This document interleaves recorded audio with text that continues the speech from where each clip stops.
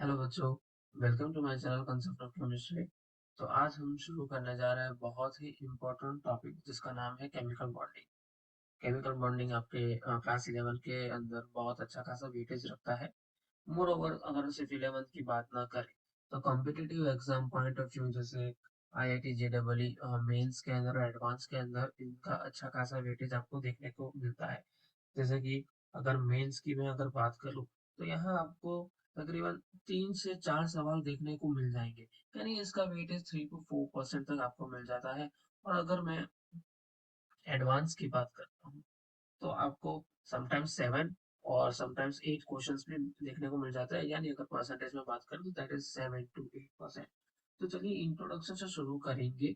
इस सेशन के अंदर हम इंट्रोडक्शन केमिकल बॉन्डिंग होता क्या है, कौन किस किस टाइप के बॉन्ड्स होते हैं, अच्छा ये बॉन्ड फॉर्मेशन की जरूरत क्या हुई, और इस बॉन्ड फॉर्म होने के बाद उसके कॉन्सिक्वेंस क्या होते हैं, इसको कवर करेंगे। हमारे आने वाले वीडियो में हम कुछ बहुत ही super important topic of chemical bonding जैसे आपका कौशल लेविस थ्योरीज हो गया, VBT हो गया, MOT हो गया, जो एग्जाम पॉइंट ऑफ व्यू से जैसे बॉन्ड एंगल निकालना, बॉन्ड ऑर्डर निकालना काफी इम्पोर्टेंट होता है, हम उसको भी कवर करेंगे। तो चलिए फिलहाल अभी के लिए हम शुरू करते हैं इंट्रोडक्शन। तो केमिकल बॉन्डिंग अगर आपको समझना है तो सबसे पहले आपको ये टर्म समझना पड़ेगा कि एक्चुअली बॉन्डिंग क्या होता है। देखिए बॉन्डिंग जो चीज होती है that is actually between the two entity. जैसे मान लो आप हो, आपका दोस्त है, मतलब आपकी अच्छी खासी दोस्ती है, तो यानी इसको कहा जाता है कि आपके बीच में एक बॉन्ड है। अब इसका ये मतलब तो नहीं कि आप दोनों को एक रस्सी से बांध देगा कि अगर आपका बॉन्ड है, यानी वो कहना ये चाहता हूँ कि if this is your if this is you and this is your friend, so you are having bond between। तो ऐसा बॉन्ड आपको कोई देखने को नहीं मिलता है। This is not visible actually. इसे माना जाता है कि दिस इज सम अट्रैक्शन। अब ये अट्रैक्शन क्यों होता है? देखो अट्रैक्शन भी हो सकता है, रिपल्शन भी हो सकता है। मान लो कुछ दोस्त आपको ऐसे होते हैं कि हाँ मेरी यार इनसे बनती है, कोई दोस्त ऐसे होते हैं यार मेरी इनसे नहीं बनती है। अगर बनती है तो ऐसे लोगों के साथ आप दोस्ती करते हो, यानी आपकी कब बनेगी, आपकी कब नहीं बनेगी। इफ यू फील लाइक कि हाँ इसके पॉइंट ऑफ व्यू और इसके ख्यालात मेरे ख्यालात मिल रहे हैं तो आपके बीच में एक बॉन्ड बन जाएगा। अगर उसके ख्यालात और उससे आपका दोस्त अपोजिट सोचता है, यानी यार ये तो हमेशा अलग ही सोचता रहता है, तो वहां पे आपका बॉन्ड बनना बहुत मुश्किल हो जाता है। तो हम डेफिनेशन से शुरुआत करेंगे। A force that act between a force that act between two or more atoms to hold them together to form a stable molecule। यानी अगर बॉन्ड बनता है तो ये जो कहानी है वो है स्टेबिलिटी की, कि कुछ चीज आगे तभी जाएगी जब वो स्टेबल हो रहा है। तुम ऐसे दोस्त नहीं बनाओगे जिनसे तुम्हारा करियर या फिर something that can be get distracted. ठीक है, आप एक ऐसे दोस्त बनाओगे, ठीक है, जो एक कंस्ट्रक्टिव पाथवे फॉलो करता है। अब चलो ये तो समझ लिया कि भाई केमिकल बॉन्डिंग होता क्या है, मोर ओवर बॉन्डिंग क्या होता है, ये हमने जाना। अब ये बॉन्डिंग होने से क्या क्या होता है, मतलब what are the cause of the chemical bonding. सबसे पहले सभी जो एटम है, हमें पता है हमारी पीरियोडिक टेबल में यहाँ पे जो होता है हाइड्रोजन होता है, ये एक एक्सेप्शन तुम्हारा कहा जाता है, जिसको जिसका अरेंजमेंट काफी अलग से किया गया है। यहाँ पे तुम्हारे सारे नोबल गैस होते हैं जैसे helium, neon, argon, krypton, xenon. अब इसी की तो सारी कहानी है। इन्हें हम कहते हैं नोबल गैस, इन्हें हम कहते हैं noble gas.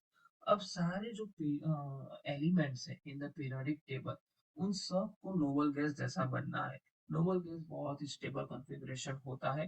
They are not at all reactive. जैसे आप सब अपनी लाइफ में स्टेबिलिटी चाहते हो, अब स्टेबिलिटी लाने के लिए आप बहुत सारी पढ़ाई करते हो, बहुत मेहनत करते हो कि नहीं भाई जेई निकालेंगे, मेंस निकालेंगे, एडवांस निकालेंगे, IIT जाएंगे। अगर आप नीट की प्रिपरेशन कर रहे हो तो हमें एम्स जाना है। So ultimately what you are doing to get stable in your life। So सारे एलिमेंट का भी वही फंडा है, वो सारी चीजें कर रहे हैं क्योंकि उनको भी स्टेबल चाहिए, और ये स्टेबल उनके इलेक्ट्रॉनिक कॉन्फ़िगरेशन से आते हैं, जिसे हम कहते हैं नोबल गैस कॉन्फ़िगरेशन, जिसे हम नोबल गैस कॉन्फ़िगरेशन कहते हैं।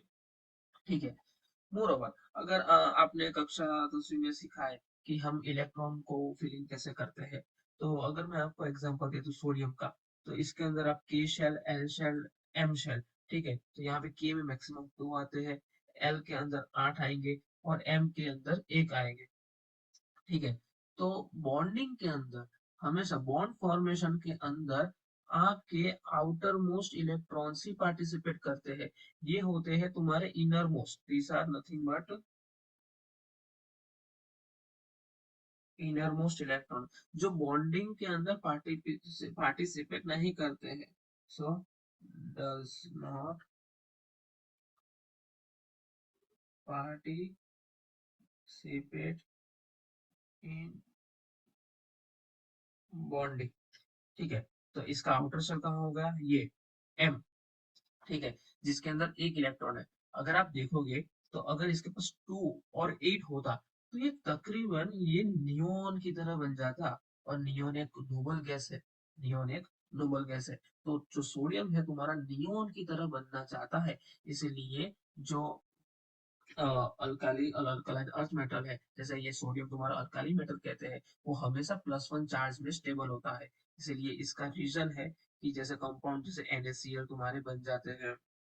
ठीक है, सोडियम फ्लोराइड, ये सारे कंपाउंड का एग्जिस्टेंस इसीलिए होता है क्योंकि एम के अंदर एक इलेक्ट्रॉन है। अगर ये एक इलेक्ट्रॉन किसी इलेक्ट्रोनेगेटिव एलिमेंट को अगर दे देता है तो ओवरऑल इसका जो कॉन्फ़िगरेशन रहेगा वो 2 और 8 ही रहेगा, और वो नियोन जैसे काम करेगा, मतलब वो नोबल गैस कॉन्फ़िगरेशन अटेंड कर चुका होगा। हालांकि वो नियॉन होता नहीं है, बट वो कॉन्फ़िगरेशन नियॉन का होता तो वो अभी भी सोडियम ही है। मेक श्योर दैट कि भाई एलिमेंट का वो नेचर चेंज नहीं होगा, अगर आपके मन में अभी भी कंफ्यूजन है।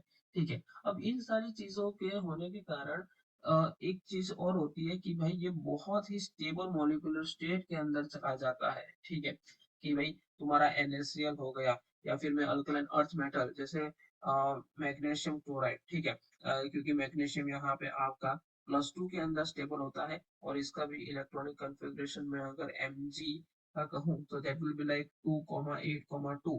तो इन दो को अगर वो निकाल देगा then it will be attain to 8, that is your noble gas configuration, that is noble gas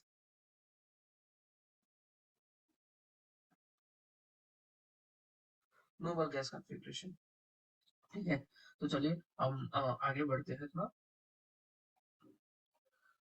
अब हम बात करेंगे क्लासिफिकेशन ऑफ बॉन्ड्स की, कि बॉन्ड्स को किन किन में क्लासिफाई किया जाता है। तो सबसे पहले आपने समझ लिया कि भाई तुम्हारा केमिकल जो बॉन्ड होता है, इनको स्ट्रॉन्ग बॉन्ड और वीक बॉन्ड में क्लासिफाई किया जाता है। स्ट्रॉन्ग बॉन्ड यानी मतलब इन बॉन्ड की एनर्जी बहुत ज्यादा होती है, इनको हम स्ट्रॉन्ग बॉन्ड कहेंगे। और वीक बॉन्ड यानी एक बहुत ही पुअर इंटरेक्शन यहाँ पे कहा जाता है। So this are the types of nothing but a weak bond. ठीक है, मोरोवर आपका जो ये स्ट्रॉन्ग बॉन्ड है, इनको फर्दर 4 कैटेगरी में कैटेगराइज किया जाता है, जिसको है ionic bonding, covalent bonding, coordinate bonding, metallic bonding. ठीक है, अब इसको यहाँ पे हम ज्यादा डिटेल में नहीं समझेंगे, बट थोड़ा एक ओवरव्यू ले लेते हैं कि ये तुम्हारा होता क्या है, क्योंकि since this is also the part of this chapter. ठीक है, तो शुरुआत करते हैं आयनिक बॉन्डिंग। आयनिक बॉन्डिंग का मतलब है यहाँ पे आपका ना कंप्लीट शेयरिंग ऑफ इलेक्ट्रॉन हो जाता है। एक सेकेंड, यहाँ पे आपका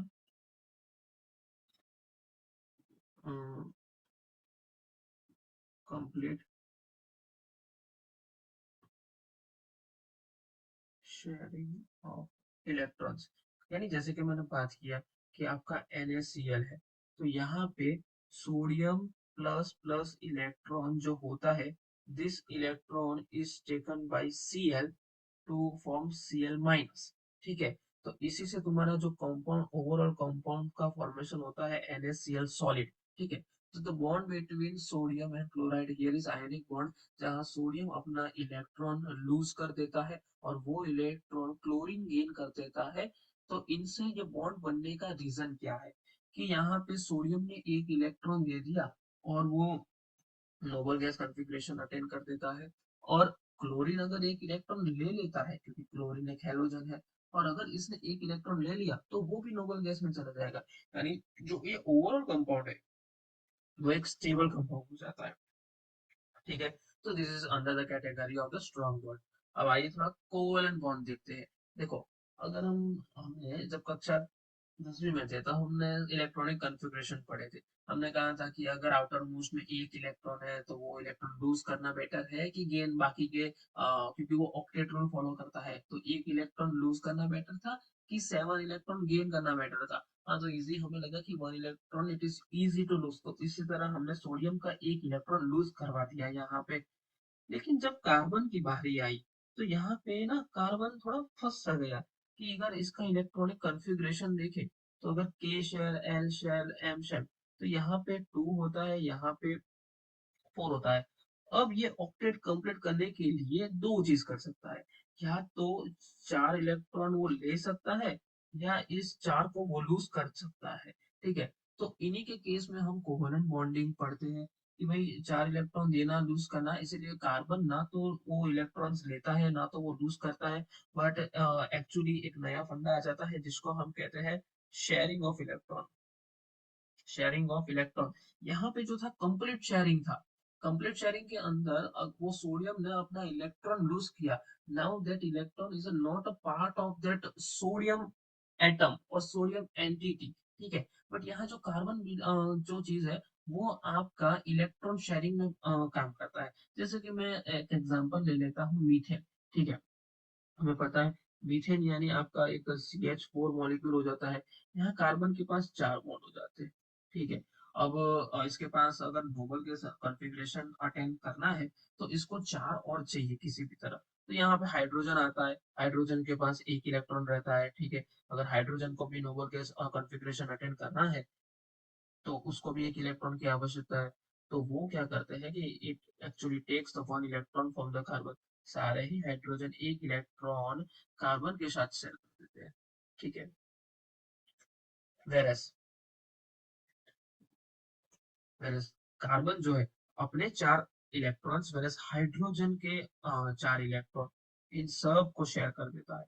यानी ओवरऑल जो कॉन्फ़िगरेशन होता है तो कार्बन के पास भी 8 सेटिस्फाई हो गए जिससे ऑक्टेट रूल फॉलो हो जाता है, और हाइड्रोजन भी अपने 2 इलेक्ट्रॉन्स लेके कार्बन के साथ शेयर करके नोबल गैस कॉन्फ़िगरेशन को अटेंड कर लेता है। ठीक है, अब इनमें एक थोड़ी गलत सी कहानी आ गई, वो उसे कहते हैं कोऑर्डिनेट बॉन्ड, जो कि क्लास 12 में पूरा चैप्टर है इसके अंदर। और कोऑर्डिनेट बॉन्ड में आप मेटल और लिगेंड, जब मैं कोऑर्डिनेशन की प्लेलिस्ट बनाऊंगा तब आपको मैं डिटेल में बताऊंगा, और बहुत ही इजीएस्ट वे में, और वहां से मैं प्रीवियस ईयर क्वेश्चंस भी कराऊंगा जिससे तुम्हारा जेई मेंस का और एडवांस का काम बन जाएगा। कोऑर्डिनेट बॉन्ड अभी के लिए आप इतना ध्यान रख सकते हैं, these are the type of bond which are neither ionic nor covalent. ठीक है, वैसे कहने को जाए तो कोई भी बॉन्ड है ना कंप्लीटली आयनिक नहीं होता है, ना तो कोई बॉन्ड कंप्लीटली कोवैलेंट होता है। ठीक है, तो इनका भी यही फंडा है कि this are the type of the bond which are neither ionic nor covalent, but यहाँ पे मेटल और लिगेंड का इंटरेक्शन होता है। ठीक है, यहाँ पे metal ligand interaction is form. ठीक है, तो हर एक बॉन्ड जो हम पढ़ते हो, जैसे हमने आयनिक कहा, तो इस आयनिक बॉन्ड के अंदर भी थोड़ा सा कोवलेंट कैरेक्टर तो रहता ही है। अब वो कितने परसेंटेज रहता है उसको कैलकुलेशन करने के लिए हम पीरियोडिसिटी चैप्टर में पढ़ेंगे। और अगर कोवलेंट बॉन्ड है तो उसके अंदर कितना आयनिक कैरेक्टर है उसको समझने के लिए भी हम पीरियोडिसिटी में डिफरेंट फार्मूला से हम निकालेंगे कि इस कोवलेंट बॉन्ड के अंदर कितना आयनिक कैरेक्टर है, दैट इज आयनिक बॉन्ड के अंदर कितना कोवलेंट कैरेक्टर है। अब ऐसा बॉन्ड जो कि नाइदर आयनिक है नॉर कोवलेंट है और इसके अंदर मेटल और लिगेंड का इंटरेक्शन पाया जाता है, जिसे हम कहते हैं कोऑर्डिनेट कोवलेंट बॉन्ड। ठीक है, यहाँ पे कोवलेंट नहीं लिखा गया है बट इसको कोऑर्डिनेट बॉन्ड भी कहा जाता है, बट कोऑर्डिनेट कोवलेंट बॉन्ड भी कहा जाता है। अब मेटालिक बॉन्ड जिसके नाम से ही आपको पता चलता है कि मेटालिक बॉन्ड यानी यहाँ पे किसी दो मेटल मेटल बॉन्ड के बारे में बात कर रहे हैं। ठीक है, जब दो मेटल आपके बॉन्ड बनाते हैं यानी आपकी जो कोऑर्डिनेशन केमिस्ट्री है उसमें काफी मेटल क्लस्टर आपको देखने को मिलेगा। या फिर अगर आप सॉलिड स्टेट केमिस्ट्री पढ़ोगे जिसमें आपका कैल्शियम कैल्शियम मेटल्स होता है, तो ऐसे एक पूरा लेटाइस में स्ट्रक्चर बनाता है जिसमें आपके मेटल मेटल बॉन्ड पाए जाते हैं। ठीक है, तो ये था थोड़ी कहानी। अभी मैंने इसको ये सारा पोर्शन मैंने डिटेल में कवर नहीं किया है, जस्ट मैंने जनरल आइडिया आपको दिया है कि आपके स्ट्रॉन्ग बॉन्ड क्या होते हैं, उसमें हमने सबसे पहले आयनिक के बारे में बताया, फिर covalent coordinate bond, then metallic bond, ठीक है। थोड़ा वीक बॉन्ड के बारे में भी बात करते थे। तो वीक बॉन्ड में आपका दो कैटेगरी होता है, दैट इज हाइड्रोजन बॉन्डिंग और वैन डर वाल्स फोर्सेस, ठीक है। अब हाइड्रोजन बॉन्डिंग क्या होता है, ठीक है। अब हाइड्रोजन बॉन्डिंग सबसे पहले it is actually found in polar molecules. Polar molecules वो होते हैं जिसके अंदर पोलैरिटी पाई जाती है। अगर आपके दो एटम्स कंबाइन हो जाते हैं तो पोलैरिटी तभी जनरेट होती है जब उन दो एटम के बीच में इलेक्ट्रोनेगेटिविटी डिफरेंस देखने को मिले। जैसे अगर मैं बात करूं हाइड्रोजन और हाइड्रोजन, तो हाइड्रोजन, ये जो हाइड्रोजन है और ये जो हाइड्रोजन है, इन दोनों के अंदर कोई फर्क ही नहीं है, ठीक है। जितनी इलेक्ट्रोनेगेटिविटी ये हाइड्रोजन की है उतनी ही ये भी है, ये हाइड्रोजन की है। तो ओवरऑल ये बॉन्ड जो होता है वो नॉन पोलर कैटेगरी के अंदर आ जाएगा। लेकिन अगर मैं एक मॉलिक्यूल कहता हूँ HCl, तो यहाँ HCl के अंदर हमें पता है कि ये क्लोरीन जो है ना बहुत इलेक्ट्रोनेगेटिव है। तो जो ओवरऑल जो इलेक्ट्रॉन का पूल जो रहता है वो क्लोरीन की तरफ ज्यादा रहता है। तो इसे हम कहते हैं पोलर मॉलिक्यूल। अब जब ऐसे पोलर मॉलिक्यूल, इसमें सबसे जो फेमस मॉलिक्यूल आपको पढ़ना रहता है वो है वाटर मॉलिक्यूल, जिसे हम कहते हैं H2O, ठीक है। तो यहाँ पे वाटर जो होता है, हमें पता है ऑक्सीजन आपका इलेक्ट्रोनेगेटिव है। यहाँ पे इलेक्ट्रोनेगेटिव होने के कारण ये पार्शियल नेगेटिव चार्ज जनरेट करता है, यहाँ पे ये पार्शियल पॉजिटिव चार्ज करता है, ठीक है। अब अगर हम पानी लेंगे तो एक मॉलिक्यूल थोड़ी ना लेंगे, क्योंकि एक मोल के अंदर 6.02 10 टू द पावर 23 यानी Avogadro number of the molecule होते हैं। तो n नंबर ऑफ मॉलिक्यूल्स होंगे। तो यहाँ पे जब वो दूसरे मॉलिक्यूल के अंदर वो संपर्क में आएगा, जैसे ये रहा, यहाँ पे पार्शियल आपका पॉजिटिव हो गया, ठीक है। तो यहाँ पे आपका डेल्टा नेगेटिव चार्ज है। तो इन डेल्टा नेगेटिव और डेल्टा पॉजिटिव के बीच में एक इंटरेक्शन होता है, and this interaction is actually called as a hydrogen bonding, ठीक है। ज्यादा डिटेल में अभी हम नहीं पढ़ रहे हैं। हाइड्रोजन बॉन्डिंग नॉट नेसेसरीली कि पानी के बीच में हो, अगर वो कोई चार्ज आयन हो और पोलर सॉल्वेंट लेते हो आप, यानी कोई भी पोलर सॉल्वेंट हो सकता है वो आपका CH3 वगैरह, तो उसके अंदर भी आपको हाइड्रोजन बॉन्डिंग देखने को मिलती है। अब वंडरबल फोर्सेस क्या है, van der Waals force actually this is the weakest force. अगर आपको एग्जाम में कहीं कैटेगराइज करने को मिले तो सबसे पहले इन सब को प्रायोरिटी दोगे, पूरा आयोनिक के बाद स्ट्रॉन्ग बॉन्ड का सेक्शन, देन अगर कुछ नहीं हो रहा है तो कुछ रीजन की वजह से वो हाइड्रोजन बॉन्डिंग क्या क्या फॉर्मेशन हो रहा है कि नहीं, और उसको देखने के लिए आपका सिंपल है कि एक इलेक्ट्रोनेगेटिव मॉलिक्यूल होना चाहिए, यहाँ पे डेल्टा पॉजिटिव चार्ज आना चाहिए, और हमारे पास वो जो कंटेनर है उसके अंदर हम एक मॉलिक्यूल थोड़ी ना लेके बैठे होंगे, हम हमारे पास तो एक से ज्यादा मॉलिक्यूल होंगे। तो यहाँ पे डेल्टा नेगेटिव चार्ज तो जनरेट हुआ ही होगा, क्योंकि ये हाइड्रोजन भी तो इलेक्ट्रो पॉजिटिव रहेगा थोड़ा, तो यहाँ पे डेल्टा पॉजिटिव चार्ज जनरेट होगा। तो इनके बीच में एक चार्ज का जो इंटरेक्शन रहता है, इन्हीं की वजह से हाइड्रोजन बॉन्डिंग आ जाती है। अब वंडरवाल फोर्स है वो काफी वीक फोर्स होता है, ठीक है। तो यहाँ पे जो होता है, जैसे सपोज HCl मॉलिक्यूल, और यहाँ पे आपका पार्शियल नेगेटिव चार्ज होता है, यहाँ पे पार्शियल पॉजिटिव चार्ज होता है, ठीक है। तो इनके बीच में एक बहुत ही वीक फोर्स ऑफ अट्रैक्शन होता है, ठीक है। तो इन्हीं को हम यहाँ पे कहते हैं वंडरवाल्स फोर्स ऑफ अट्रैक्शन। आगे के हम जब वीडियोस बनाएंगे उसमें मैं हर एक चीज को काफी डिटेल में पढ़ाऊंगा कि आयनिक बॉन्डिंग पे हम कोई सेशन ले लेंगे, कोवलेंट पे सेशन ले लेंगे, कोऑर्डिनेट और मेटालिक आपकी क्लास 12 के अंदर है, तो उसके लिए डिफरेंट सेशन रहेगा, ठीक है। और हाइड्रोजन और वंडरवाल के लिए एक बहुत ही इजी वे में, लेकिन थोड़ा सा बड़ा टॉपिक है तो हम इसको पढ़ सकते हैं, ठीक है। अब हमने शुरुआत की थी कि भाई केमिकल बॉन्डिंग हमने देख लिया कि भाई किस किस टाइप के बॉन्ड तुम्हारे बन सकते हैं, ठीक है। अब केमिकल बॉन्डिंग के अंदर अब हम ये देखेंगे कि भाई टेंडेंसी, फर्स्ट कैटेगरी की इसका कॉज क्या है, तो वो है भाई tendency to acquire minimum energy, ठीक है। तो हमने यहाँ पे स्टेबिलिटी के बारे में बात की थी कि सारे molecule want to attain stability, ठीक है। अब स्टेबिलिटी यानी they want that their energy should be minimum, यानी आप भी जो अभी पढ़ाई कर रहे हो, आप कुछ भी लाइफ में करना चाहते हो, ultimately your goal is to earn money and get a very stable life and get a reputation. आप अपने समाज में रेपुटेशन चाहते हो, ठीक है। Next, the tendency to acquire minimum energy, that is actually the stability. तो आगे बढ़ते हैं, when the two atom approaches each other the nucleus of one atom attracts the electron of another atom. जैसे मान लो मैंने दो एटम ले लिया, एक तो मैं हाइड्रोजन ले लिया, ठीक है। और दूसरा मैं कोई भी जैसे मैंने फ्लोरीन ले लेता हूँ, ठीक है। 1 2 3 4 5 6 7 आपको ये लिविंगस्टन स्ट्रक्चर बनाने आने चाहिए, ठीक है। हाइड्रोजन के अंदर एक ही इलेक्ट्रॉन होता है, ठीक है। तो यहाँ पे ये जो फ्लोरीन मॉलिक्यूल है इसके पास अंदर अपना न्यूक्लियस होगा, ठीक है। ये nucleus will attract the electron of hydrogen, ठीक है। साइमल्टेनियसली हाइड्रोजन होगा, उसका अपना न्यूक्लियस होगा, that will actually attract the electron of the fluorine. So यहाँ पे म्यूचुअल अट्रैक्शन भी होता है, साइमल्टेनियसली म्यूचुअल रिपल्शन भी होता है। जैसे भाई हाँ, हमें पता है बॉन्डिंग के अंदर हमारे आउटर मोस्ट इलेक्ट्रॉन ही पार्टिसिपेट करने वाले हैं। तो फ्लोरीन के ये सारे जो इलेक्ट्रॉन्स है, वैसे हाइड्रोजन का ये जो इलेक्ट्रॉन है, तो जितना ही वो पास आता जाएगा तो इन इलेक्ट्रॉन इलेक्ट्रॉन के बीच में एक रिपल्शन होता जाएगा, जिसको हम कहते हैं electronic repulsion, electron electron repulsion. ठीक है। वैसे आपका न्यूक्लियस न्यूक्लियस रिपल्शन भी होता है। ठीक है। तो ये सारे रिपल्सिव फोर्स है। अगर दो आपके एटम पास आना चाहिए तो क्या क्या रिपल्सिव फोर्स लगते हैं, क्या क्या अट्रैक्शन लगता है। तो यहाँ पे इलेक्ट्रॉन और न्यूक्लियस का अट्रैक्शन। ठीक है। यानी electron of one atom will attract the nucleus of another atom. तो यहाँ पे तुम्हारा अट्रैक्शन फोर्स लगता है। ठीक है। So the two nuclei and electron of the both atom actually repel each other, जो कि हमने यहाँ पे देख लिया। If the net result is attraction, यानी कहना ये चाहता है कि बॉन्ड फॉर्मेशन तभी होगा जब नेट रिजल्ट अगर तुम्हारा अट्रैक्शन है, यानी your electronic repulsion and nucleus nucleus repulsion is less than electron nucleus attraction। यानी ओवरऑल अगर आपका अट्रैक्शन हो रहा है, ओवरऑल अगर आपका अट्रैक्शन हो रहा है, then the systems total energy जो कि मॉलिक्यूल बनेगा, that will actually decrease and the chemical bond is form. अगर ओवरऑल वो जो बॉन्ड बन रहा है एंड दैट इज स्टेबल, तभी आपका वो पर्टिकुलर बॉन्डिंग फॉर्मेशन के अंदर जाएगा, नहीं तो ऐसे बॉन्ड फॉर्म नहीं होंगे। अब यहाँ पे एग्जाम पॉइंट ऑफ व्यू से बहुत ही महत्वपूर्ण है, that is a potential energy curve. जो potential energy, that is energy into that particular body. और यहाँ पे हम बॉडी का मतलब है कि भाई तुम्हारा जो मॉलिक्यूल फॉर्म हुआ है। ठीक है। तो हम सिंपल सा मॉलिक्यूल हम कंसिडर करते हैं, जैसे आपका हाइड्रोजन एटम है, दूसरा हाइड्रोजन एटम के साथ वो कंबाइन करके एक हाइड्रोजन एच एच मॉलिक्यूल बना देता है।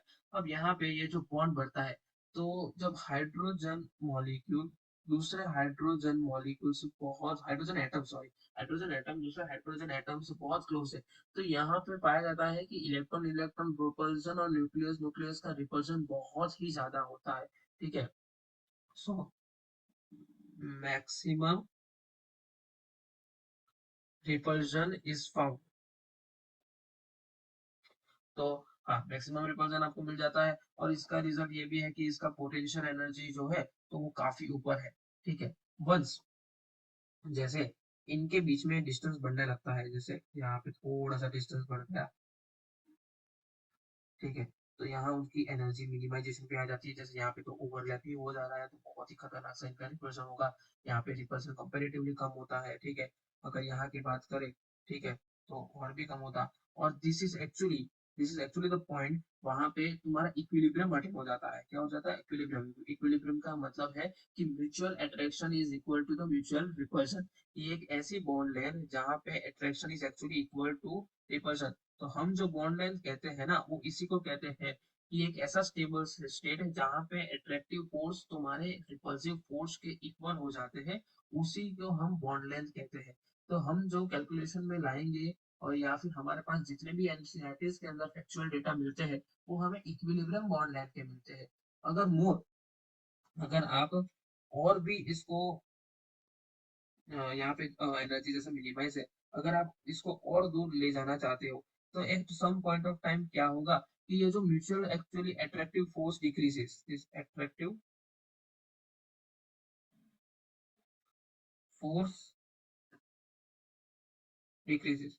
और जैसे ये अट्रैक्टिव फोर्स एक्चुअली डिक्रीज होता है, तो जो बॉन्ड पूरा मॉलिक्यूल है, उसकी पोटेंशियल एनर्जी बढ़ने लगती है। क्यों? क्योंकि अट्रैक्शन से हमें पता है स्टेबिलिटी मिलती है, और अगर स्टेबिलिटी मिलती है तो ओवरऑल पोटेंशियल एनर्जी कम हो जाती है। सिंस यहाँ पे अगर आप दो मॉलिक्यूल है, आप इनको ये डिस्टेंस तक तो लेके आ गए, बट ये उसका इक्विलिब्रियम डिस्टेंस था जहाँ attraction is equal to repulsion था। अब आपने क्या सोचा कि भाई और इसको थोड़ा दूर दूर लेके जाता हूँ, तो और इसकी स्टेबिलिटी मतलब इसका गेन हो जाएगी, तो टोटल पोटेंशियल एनर्जी और भी कम हो जाएगी। लेकिन ऐसा हुआ नहीं। एक्चुअली हुआ क्या कि और भी अगर इसकी बॉन्ड अगर आपने दो एटम के बीच में बढ़ा दी, तो यहाँ पे हमें पाया गया कि तुम्हारे एट्रैक्टिव फोर्सेस कम होने लगे। और जैसे ही एट्रैक्टिव फोर्सेस कम होने लगे, तो ओवरऑल जो मॉलिक्यूल था, उसकी जो एनर्जी थी, जो पोटेंशियल एनर्जी थी, वो बढ़ने लगी, और वो वापस टेंस टू जीरो की तरफ जाने लगी।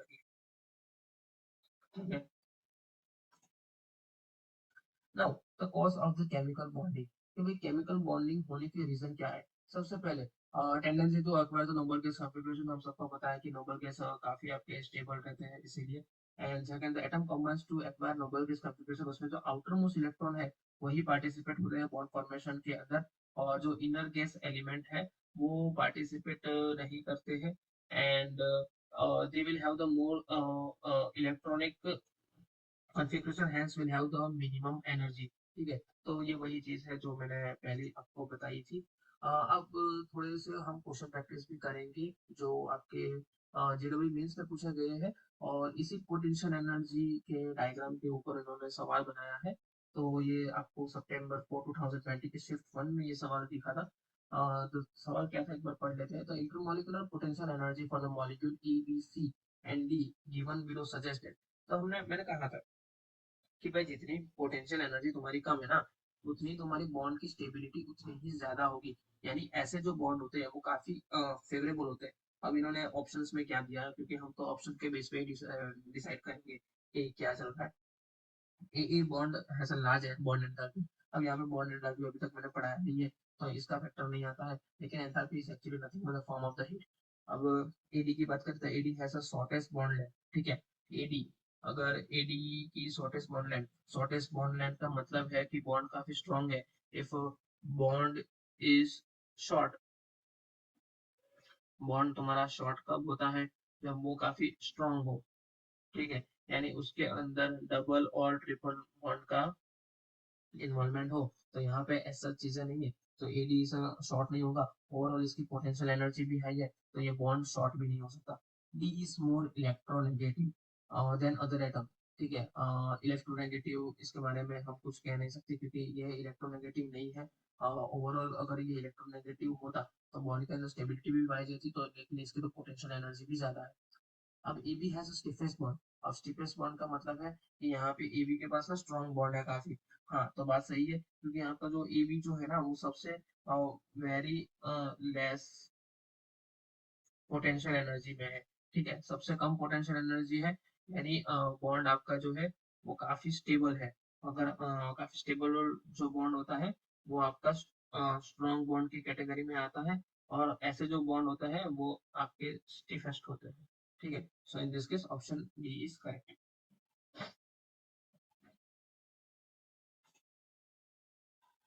The potential energy curve for the hydrogen molecule as a function of the internuclear distance, अभी अभी as it is इसको पूछा गया है 5 सितंबर 2020 शिफ्ट 1 के अंदर, कि भाई आपकी जो एनर्जी वर्सेस इंटरन्यूक्लियर डिस्टेंस है, क्या ये हमेशा एनर्जी बढ़ती जाएगी। तो सवाल है नहीं। क्या ये एक्सपोनेंशियली से घटती जाती है, तो नहीं।